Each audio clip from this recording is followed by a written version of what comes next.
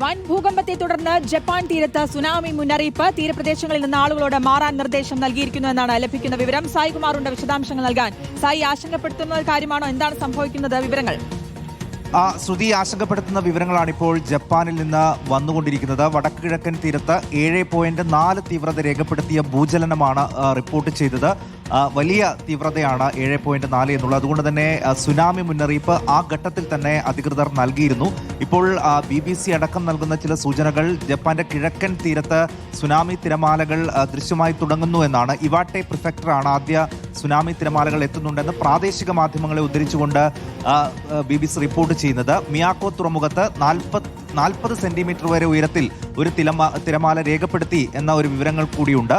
Pacific തീരങ്ങളായ Hokkaido, ഇവേറ്റ് പ്രിഫെക്ടറുകളിൽ 3 metre, അതായത് 10 അടി വരെ ഉയരത്തിൽ സുനാമി തിരമാലകൾ ഉണ്ടാകാൻ സാധ്യതയുണ്ട് എന്നാണ് ഇപ്പോൾ ജപ്പാൻ കാലാവസ്ഥാ ഏജൻസി പ്രവചിക്കുന്നത്. അതോടൊപ്പം അമോറി തീരത്തും സുനാമി തിരമാലകൾ ഉണ്ടാകും എന്നുള്ള റിപ്പോർട്ടുകളുണ്ട്.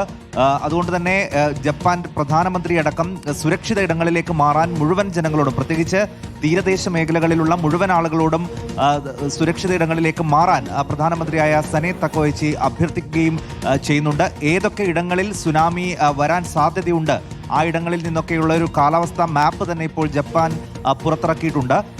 മിയാഗി, ഫുക്കുഷിമ പ്രിഫെക്ടറുകൾ, അമോറി പ്രിഫെക്ടറുകൾ ഇവിടങ്ങളിലൊക്കെ ഇപ്പോൾ മുന്നറിയിപ്പുണ്ട്. അതോടൊപ്പം തന്നെ 7.5 ഭൂകമ്പമാണ് NHK ഇപ്പോൾ രേഖപ്പെടുത്തുന്നത്. എന്തൊക്കെ നാശനഷ്ടങ്ങൾ ഉണ്ടായിട്ടുണ്ട് എന്നത് സംബന്ധിച്ച് റിപ്പോർട്ടുകൾ പുറത്തു വരുന്നതേ ഉള്ളൂ. എന്തായാലും ഇന്ന് രാവിലെയാണ് ഇത്തരത്തിലൊരു വലിയ ഭൂകമ്പം ജപ്പാനിൽ ആഞ്ഞടിച്ചത്. നേരത്തെയും ജപ്പാനിൽ ഭൂകമ്പം ഉണ്ടായതാണ്, വലിയ നാശനഷ്ടം ഉണ്ടായതാണ്. ഇപ്പോൾ വീണ്ടും അത്തരത്തിലൊരു സംഭവം ഉണ്ടായിരിക്കും. എന്തായാലും എത്രമാത്രം നാശനഷ്ടം ഉണ്ടായിട്ടുണ്ട് എന്നത് സംബന്ധിച്ചുള്ള വിവരങ്ങൾ നമ്മൾ ഉടൻ പ്രതീക്ഷിക്കുകയാണ്. അത്തരത്തിലുള്ള വിവരങ്ങൾ വരുന്നതേ ഉള്ളൂ. എന്തായാലും തീരപ്രദേശങ്ങളിൽ നിന്ന് മുഴുവൻ ആളുകളോടും മാറി നിൽക്കാനാണ് ഇപ്പോൾ നിർദ്ദേശം നൽകിയിട്ടുള്ളത്.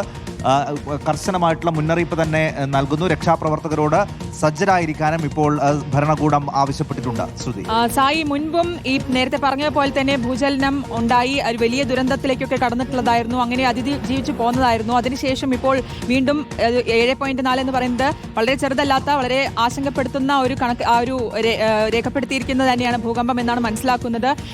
അത് നേരിടാൻ വേണ്ട മുന്നൊരുക്കങ്ങൾ എന്തെങ്കിലും, അത്തരത്തിലുള്ള സൂചനകൾ എന്തെങ്കിലും ലഭ്യമായിരുന്നു? അതനുസരിച്ച് തന്നെയാണ് ഇപ്പോൾ കൃത്യമായിട്ടുള്ള നിർദ്ദേശങ്ങൾ ജനങ്ങളിലേക്ക് നൽകുന്നത്?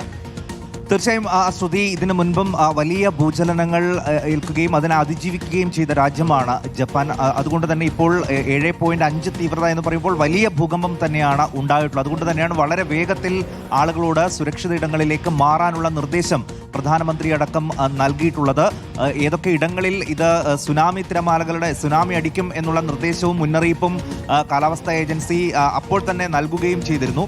7.5 തീവ്രത രേഖപ്പെടുത്തിയതിനു ശേഷം 3 മീറ്റർ, ഏകദേശം 10 അടിയോളം വരെ ഉയരത്തിൽ സുനാമി തിരമാലകൾ ഉണ്ടാകാൻ സാധ്യതയുണ്ട് എന്നാണ് സർക്കാരിന്റെ ഭാഗത്ത് നിന്ന് ആദ്യം വന്നിരുന്ന നിർദ്ദേശം. മുഴുവൻ താമസക്കാരോടും, പ്രത്യേകിച്ച് തീരപ്രദേശങ്ങളിലുള്ള മുഴുവൻ താമസക്കാരോടും മാറി നിൽക്കണം എന്നുള്ളതാണ് ഇപ്പോൾ ആവശ്യപ്പെട്ടിട്ടുള്ളത്. അതോടൊപ്പം തന്നെ പസഫിക് സമുദ്രത്തിലാണ് ഇതിന്റെ പ്രഭവ കേന്ദ്രം എന്ന ചില റിപ്പോർട്ടുകൾ കൂടി ഇപ്പോൾ വരികയും ചെയ്യുന്നുണ്ട്. 10 കിലോമീറ്റർ ആഴത്തിൽ പസഫിക് സമുദ്രത്തിലാണ് ഇതിന്റെ പ്രഭവ കേന്ദ്രം. 10 കിലോമീറ്റർ ആഴത്തിലാണ്.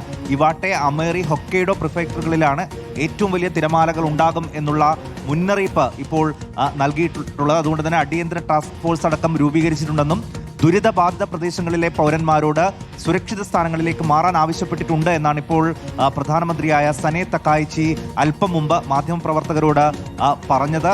അതോടൊപ്പം തന്നെ ജപ്പാനിൽ മുഴുവൻ മാധ്യമങ്ങളിൽ ഇപ്പോൾ ഈ മുന്നറിയിപ്പ് നിർദ്ദേശം, സുനാമി വരാൻ സാധ്യതയുണ്ട് എന്നുള്ള നിർദ്ദേശം ഇപ്പോൾ വ്യാപകമായി പ്രചരിക്കുന്നുണ്ട്. അതുകൊണ്ട് തന്നെ ട്രെയിൻ സർവീസുകളടക്കം ഇപ്പോൾ നിർത്തിവെച്ചതായി ക്യോഡോ വാർത്താ ഏജൻസി അടക്കം റിപ്പോർട്ട് ചെയ്യുകയും ചെയ്യുന്നുണ്ട്. അതായത് മുന്നൊരുക്കങ്ങൾ വ്യാപകമായി തന്നെ നടക്കുന്നുണ്ട്.